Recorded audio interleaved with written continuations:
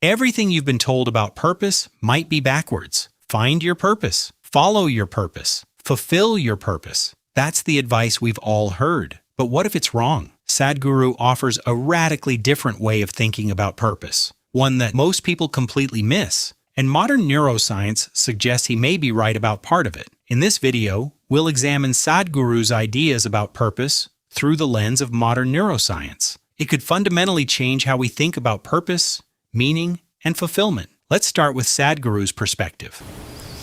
Isn't it fantastic that if there's no purpose, you have nothing to fulfill, you can just live? No, but you want a purpose. And not a simple purpose, you want a God-given purpose. It's very dangerous. People who think they have a God-given purpose are doing the cruelest things on the planet. Because when you have a God-given purpose, life here becomes less important than your purpose. See, if you had a purpose and if you fulfilled it, after that what would you do? Bored, isn't it? The greatest thing about life is that there is no meaning to it.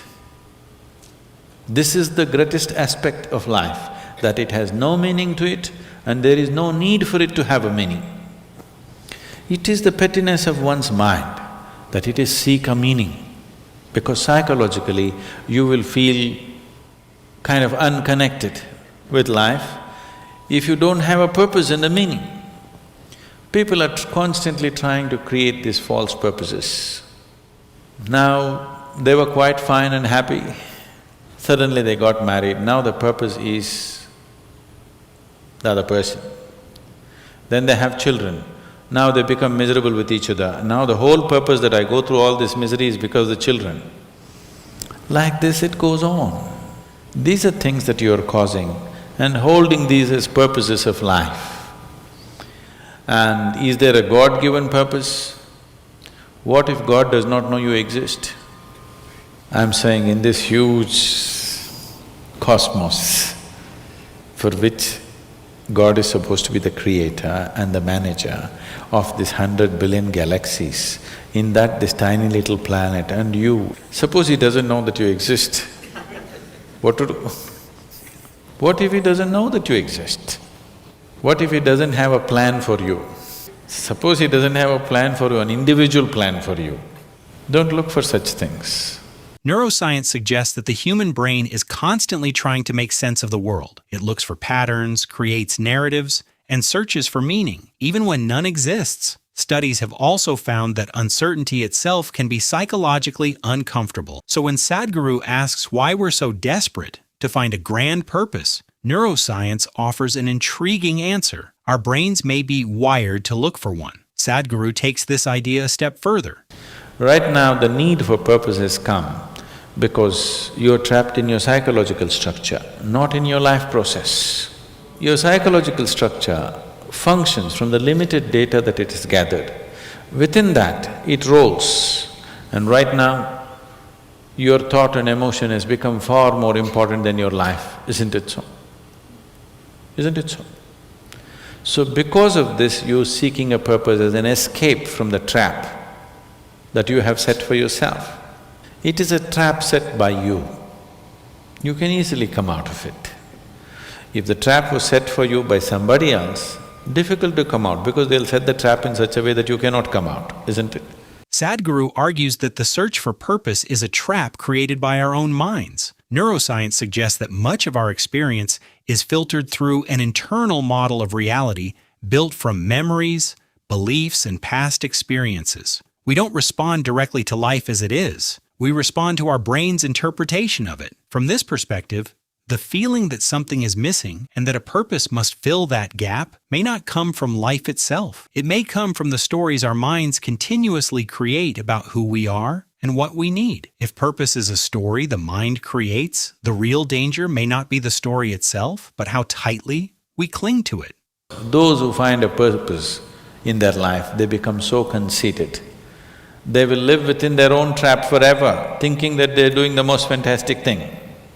Don't look for a purpose, because if you look for a purpose, you're seeking madness. If you find one, you are sure mad. If you think you found a purpose in life, you've for sure gone crazy. Because only the insane people have purpose. Or people who have purpose are insane in many ways. These are things that you create in your mind and believe it's true, isn't it? Right now, fighting for my country is my purpose. Right now, if it's necessary, I will fight, knowing fully well it's an unnecessary bloody fight. Yes? Then you will fight only to the extent it's necessary. If you think this is your purpose, you would want to destroy the whole world for what nonsense you believe in, isn't it? Something is needed, we'll do it. With absolute involvement. There's no other purpose. The purpose of life is to live, and to live totally. To live totally does not mean party every night. To live totally means, before you fall dead, every aspect of life has been explored, nothing has been left unexplored. Yes?